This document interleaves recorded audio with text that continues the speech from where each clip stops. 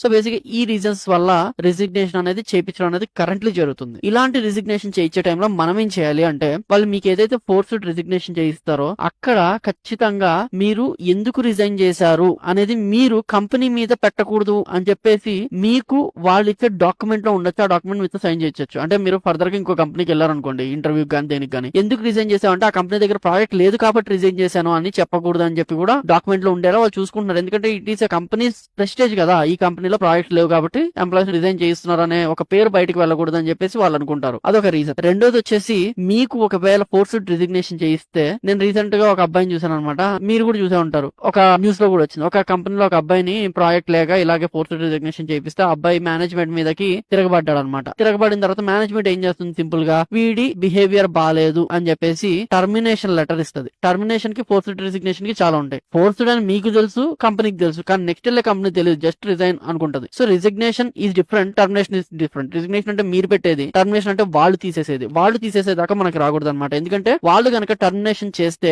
Bad remark రాస్తారు. మీరు గనక ఫోర్త్ రిజిగ్నేషన్ చేయమన్నారని చెప్పేసి కంపెనీతో గొడవ పడితే టర్మినేట్ చేసి బ్యాడ్ రిమార్క్ రాస్తారు. దాంతో మీ కెరీర్ మొత్తం క్లోజ్ అయిపోద్ది అనమాట. సో ఇది ఎప్పుడు చేయకూడదు. This is first point which you need to remember. Second point వచ్చేసి ఏంటంటే, you can negotiate with your company. ఎందుకంటే ఫర్ ఎగ్జాంపుల్ మీరు చూసినట్లయితే గూగుల్ గానీ, మైక్రోసాఫ్ట్ గానీ, ఇలా పెద్ద పెద్ద కంపెనీస్ లో ఉన్న పాలసీస్ చెప్తున్నాను. అట్లీస్ట్ 3 months ఆఫ్ శాలరీ అనేది రిజైన్ చేశాక పే చేస్తారు, లేదా 5 months 6 months, ఇలా కంపెనీ పాలసీని బట్టి ఉంటుంది. సో అసలు మీ కంపెనీలో ఉన్న పాలసీ ఏంటి, రిజైన్ చేస్తే ఎన్ని మంత్స్ వాళ్ళు శాలరీ పే చేస్తారో మీరు అడగచ్చు. అడిగిన తర్వాత అది కాకుండా మీరు ఇక్కడ ఏం చేయొచ్చు అంటే, ఈ రిజైన్ చేసేది అనేది ఖచ్చితంగా మీకు ఏదైతే టర్మినేషన్ ఫోర్త్ రిజిగ్నేషన్ అనేది మేనేజ్మెంట్ లెవెల్లో తీసుకున్న ఒక డెసిషన్ అనమాట. సో ఆ డెసిషన్ కి మీరు కట్టుబడి ఉంటారు. అండ్ అలాగే మీకు ఎవరైతే టీమ్ లీడరో లేకపోతే హెచ్ఆర్ ఉంటారో వాళ్ళ చేతిలో ఏముంటదంటే, ఈ 3 months ని మేబీ పెంచే అవకాశం, ఒకవేళ మీది మిడ్ రేంజ్ కంపెనీస్ అయితే. I'm not saying about MNCs లో స్టాండర్డ్ పాలసీ ఎప్పుడు ఎంత ఉంది మారో, బట్ మిడ్ రేంజ్ కంపెనీస్, కొంచెం చిన్న కంపెనీస్ లో అయితే ఈ 3 months శాలరీని మనము 3 months అంటే నాకు కష్టం అండి, నాకు కనీసం 4 to 5 months ఇస్తే నేను